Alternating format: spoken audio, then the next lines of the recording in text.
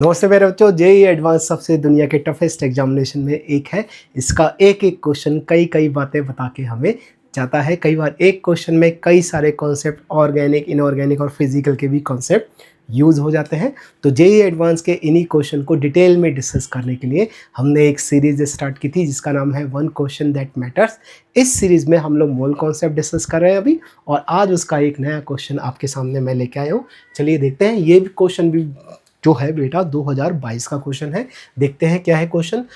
In the treatment of N aqua solution 3.74 gram CuNO3 whole twice with excess Ki result in a brown solution along with the formation of a precipitate. Passing H2S through this brown solution give another precipitate X. The amount of X in gram is.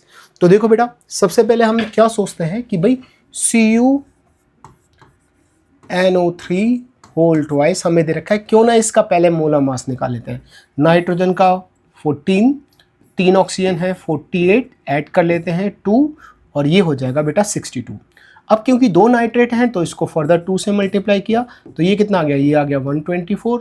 अब copper का कितना है 63 plus 124, इसको add करिए 7, 8, 187।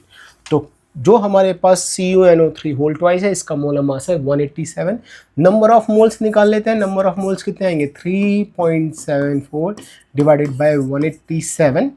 ये हमारे पास कितना आ जाएगा, ये हमारे पास आ जाएगा 0.02 मोल। ये है मोल। अब इसकी रिएक्शन अगर हमने Ki से कराई और एक्सेस Ki है तो क्या होगा बेटा, पहले ये बनता है क्यूप्रस आयोडाइड Cu2I2 और साथ में I2 बनता है। और आपको याद होगा जो I2 है वो एक्सेस Ki में डिसॉल्व हो जाता है और एक्चुअली में ये बनाता है हमारे पास ब्राउन कलर का एक सोल्यूशन जो कि किसका होता है, जो होता है Ki3 का। ठीक है, तो ये हमारे पास रिएक्शन होती है। अब इसको बैलेंस कर लेते हैं। कॉपर यहाँ पे 2 है तो यहाँ पे हम 2 लिख लेते हैं। ठीक है, फिर नाइट्रेट जो है उसको पोटेशियम के साथ बैलेंस करना पड़ेगा तो 4KNO3 आ जाएंगे। अब देखिए पोटेशियम कितने हो गए, पोटेशियम यहाँ पे 4 है और यहाँ पे 1 है। ठीक है, तो हमारे पास पोटेशियम 5 हो गए तो 5 मैंने यहाँ पे लिख लिया। अब आयोडीन 5 यहाँ पे, 2 और 3 5 यहाँ पे। अब ये रिएक्शन बेटा बैलेंस है। तो अब यहाँ से प्रेसिपिटेट बना Cu2I2 का, इससे हमें कोई लेना देना नहीं है।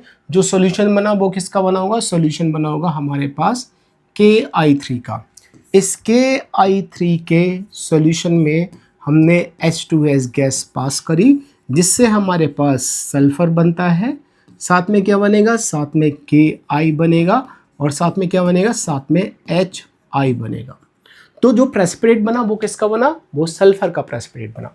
अब जरा चेक करिए, अगर बेटा ये 2 मोल है तो यहाँ से कितने मोल बनने हैं Ki3 के, 1 मोल। तो अगर इसके 0.02 मोल होंगे तो यहाँ से जो Ki3 के मोल बनेंगे वो भी होंगे 0.01। ये जो 0.01 मोल आए Ki3 के, यही मोल हमने नेक्स्ट रिएक्शन में यूज़ किए हैं। तो यहाँ पे भी मोल Ki3 के कितने होंगे, Ki3 के कितने होंगे 0.01। अब यहाँ पे स्टोइकियोमेट्रिक कोफिशिएंट देखो कि अगर 1 मोल Ki3 का है तो 1 मोल ही सल्फर का होगा। तो अगर Ki3 के मोल 0.01 होंगे तो यहाँ पे सल्फर का भी मोल बेटा 0.01 ही होगा। मतलब हमें एक चीज़ समझ में आ गई कि भाई हमारे पास सल्फर के जो मोल बने वो कितने बने, 0.01 मोल बना। अब सल्फर के 1 मोल का मास कितना होता है, सल्फर के 1 मोल का मास होता है बेटा 32। तो यहाँ पे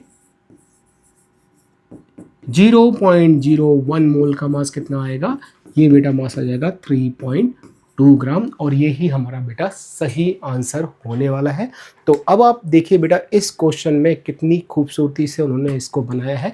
पहले हमें ये 2 रिएक्शंस पता होनी चाहिए और उसमें भी एक ट्रिक ये कर दी। देखो बेटा ये NCERT में गिवन है, ये NCERT में गिवन है कि Cu+2 इसकी रिएक्शन आप I- से कराओ तो यहाँ से बनता है Cu+1 और साथ में I2 बन जाता है।